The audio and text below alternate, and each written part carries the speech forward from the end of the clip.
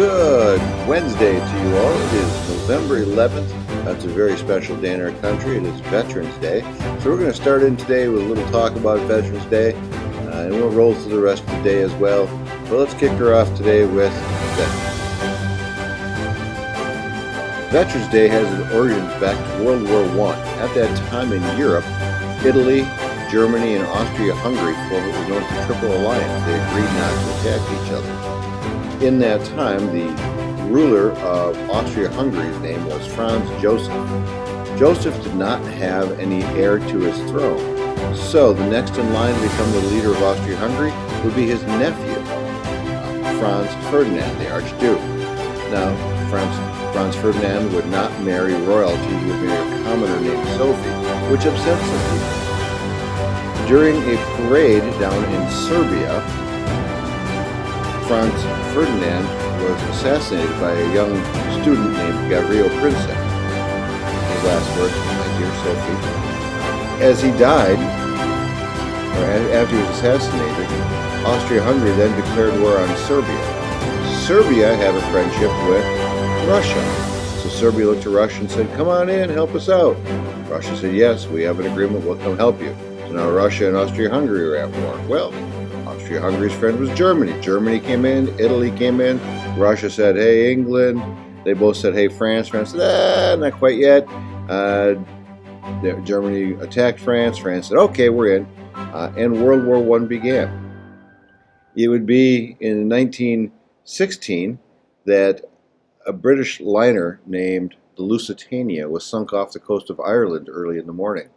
Now, short story on the Lusitania. It was said to not have any explosives, wasn't going to be helping the war, but it turned out that America was giving the British and the French and the Soviets, the Russians rather, some weapons, some explosives. So when the ship got hit by a torpedo, boom, it went up big time. So anyways, World War I went on, and American soldiers went over there. Johnny, get your gun, get your gun, get your gun. Take it on the run, on the run, on the run. Hear them calling you and me, every son of liberty. Hurry right away, no delay, go today. Make your daddy glad to have had such a lad. Tell your sweetheart not to pine, to be proud her boy's in line. Over there, send the word over there, that the Yanks are coming, the Yanks are coming, the drums rum-tumming everywhere.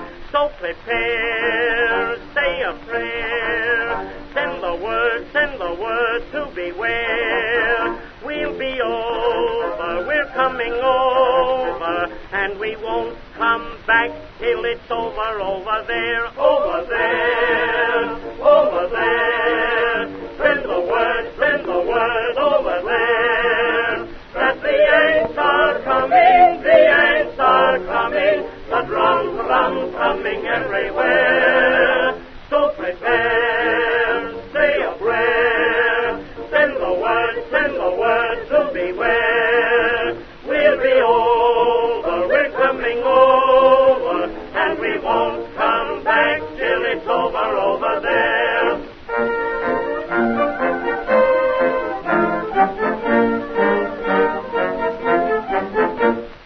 Johnny, get your gun, get your gun, get your gun.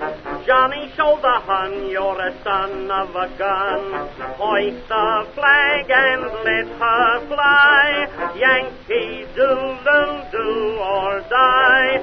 Pack your little kit, show your grit, do your bit. Yankees to the ranks from the towns and the tanks. Make your mother proud of you and the old red, white, and blue. Over there,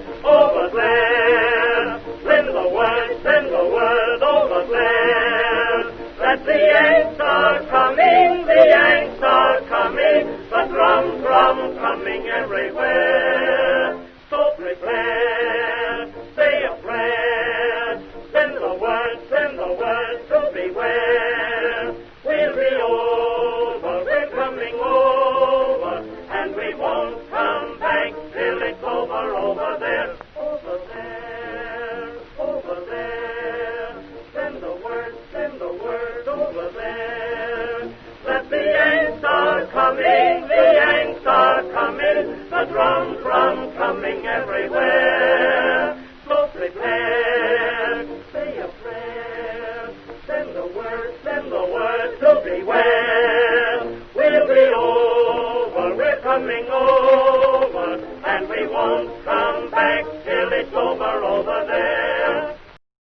And with America's help, the war would quickly come to an end.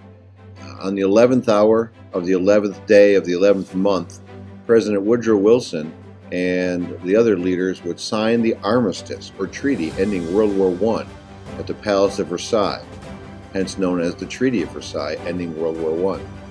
However, as we look back, many men lost their lives in the battlefields. There's a great poem called In Flanders Fields.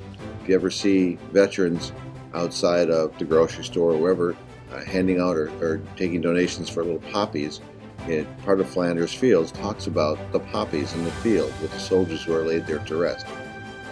With that, Armistice Day was formed. Later on, it would be changed over to Veterans Day. And so today is the day that we honor all veterans and members who have fought for our country or served our country to keep us safe and protect all the freedoms that you've learned about in class. So again, today, happy Veterans Day.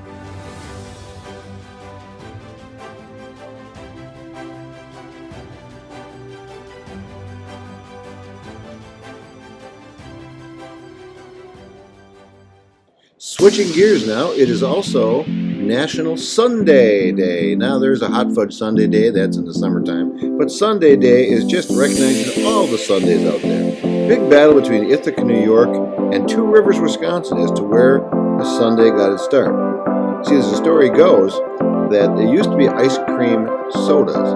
Well, because of the Sabbath, that's Sundays, they could not put the soda in.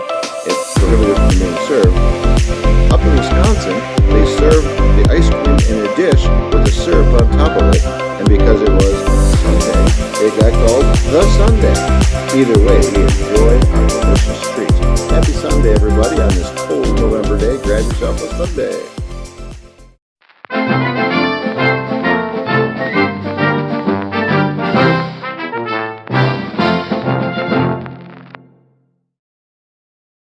On this day in history, 1807, Washington Irving, maybe an author you're not familiar with, he published a book called Salmagundi, in which it was the first time that New York was called Gotham City, and you know that better for this dude right here. 1921, Warren Harding, president, he dedicated the Tomb of the Unknown Soldier. This is in Washington, D.C., and it commemorates all the soldiers who lost their lives and maybe were not identified. Take a look at this video to see what the guards or the sentinels of the unknown soldier go through. It is considered one of the most highly regarded positions in the military. A dance of precision, perfection, and perseverance. The few who have performed this solemn duty have earned it. They are the sentinels who guard the tomb of the unknowns. For me, it represents all soldiers, past, present, and future, and it states that we will never forget their honor and everything that they did for this country. This most sacred spot at Arlington National Cemetery is watched over by the 3rd U.S. Infantry Regiment, known as the Old Guard. Since 1948, the Sentinels have been keeping constant vigil 24 hours a day, every day, in the exact same way, regardless of the weather. 10 minutes. 10 minutes. The same wool uniform is worn year-round, which the soldiers maintain themselves. From pressing their uniforms to shining their shoes. Their routine is steeped in decades of tradition, but some things have changed over the years.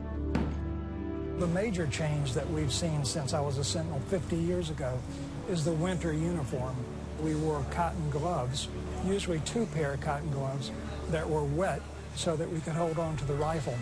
Today, they have these nice, warm, fur-lined ear protection with a fur-lined cap.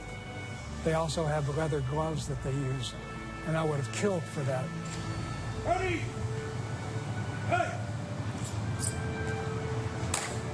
During their 26-hour shift, the soldiers take turns walking the mat, changing guard every hour in the winter and every 30 minutes during the summer months.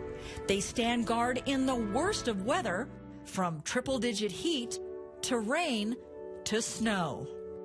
If the weather is extremely bad and Arlington National Cemetery closes, we're still out there doing the job just the way we would normally. It just takes a little extra preparation to make sure that person can get out there. For me to go out there and sweat or get my uniform, wet or what have you back in the day, that was really nothing compared to what they deserve all the honor, and it has nothing to do with me. When you're out there, no matter what the elements are, you perform at your best. The training helps that because you go through the motions of what to do over and over, and it's repetitive and it's precise every time. Those people on the plaza gave everything. So, the least we can do is go out there and just stand for an hour.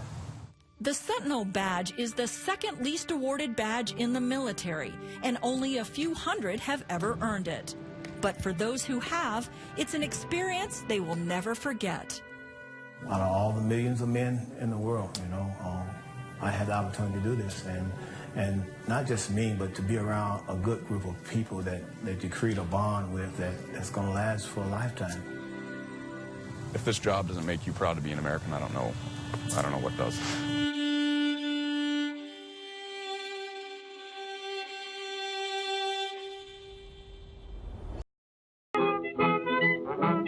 (1925), one of the great jazz men of all time, Louis Armstrong.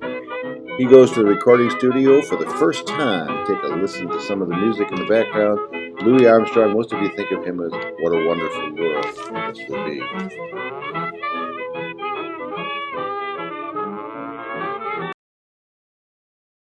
Staying in the world of music, 1939, Kate Smith. You guys are going, Kate Smith? Wait, she's a seventh grader. No, Kat, not that Kate Smith.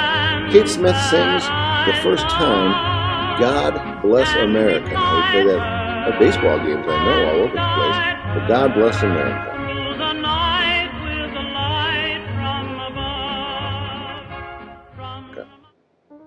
1987, artist Vincent van Gogh. Yes, he of the one ear.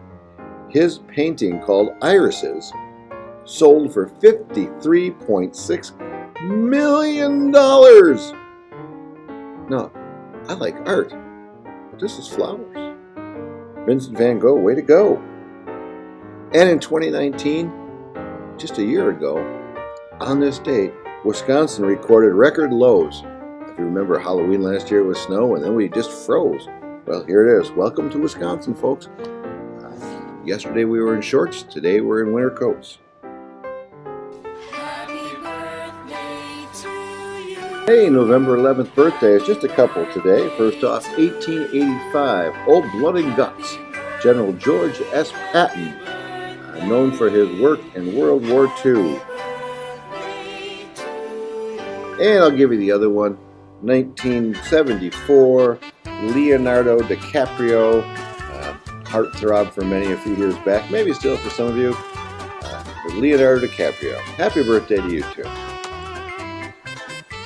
Well, that brings us to the end of November 11th. Again, you know the drill, everybody. Be kind.